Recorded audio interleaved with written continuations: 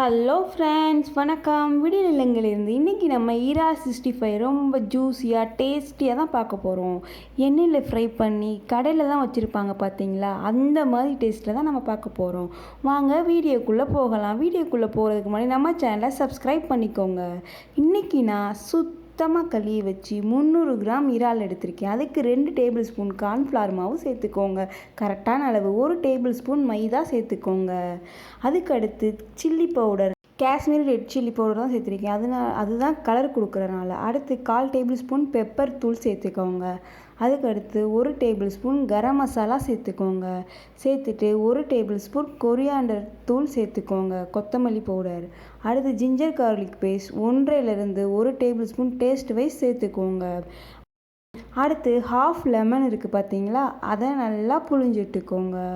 புழிஞ்சிட்டு 1 egg எடுத்து நல்லா கலக்கி அதில் 1/2 எக் மட்டும் சேர்த்துக்கோங்க. இதுதான் கரெக்டான ரேஷியோ. எக்ஸ்ட்ரா சேர்த்திங்கன்னா ரொம்ப தண்ணியாகி போயிடும். நம்ம தண்ணி சேர்க்காமையே எக் சேர்த்தே இன்றைக்கி நம்ம பொரிக்க போகிறோம்.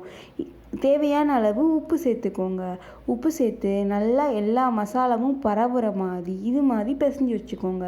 பிசைஞ்சு வச்சுட்டு நம்ம க்ளீன் பண்ணி வச்சுருக்கோம் பார்த்தீங்களா இறாலை, அந்த இறாலை நல்லா போட்டு நல்லா பொறுமையாக பிசைஞ்சு 1 மணி நேரத்துலேருந்து 1/2 மணி நேரம் வரையும் நல்லா ஊற வச்சுக்கோங்க. ஒரு பேனில் எண்ணெய் சுட்ட உடனே மீடியம் டு ஹை ஃப்ளேமில் வச்சு ஒன்று ஒன்றா பொறுமையாக பொரிச்சிடுங்க.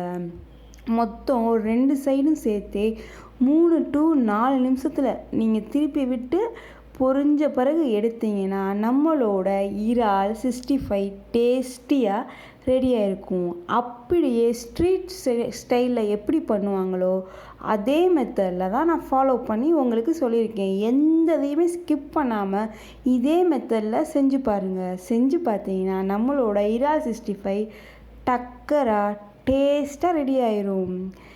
இந்த மாதிரி புது புது ரெசிபிஸ் எல்லாம் நம்ம சேனலில் அப்லோட் பண்ணிக்கிட்டே இருக்கேன். நீங்கள் ஃபாலோ பண்ணணுன்னா நம்ம சேனலை சப்ஸ்கிரைப் பண்ணி வச்சுக்கோங்க. அப்போ தான் நம்ம சேனல் அடுத்தடுத்து நான் போடுற வீடியோ நோட்டிஃபிகேஷனில் வந்து நிற்கும். இது போல் கிறிஸ்பியாக டேஸ்டியாக வந்துடும். நன்றி.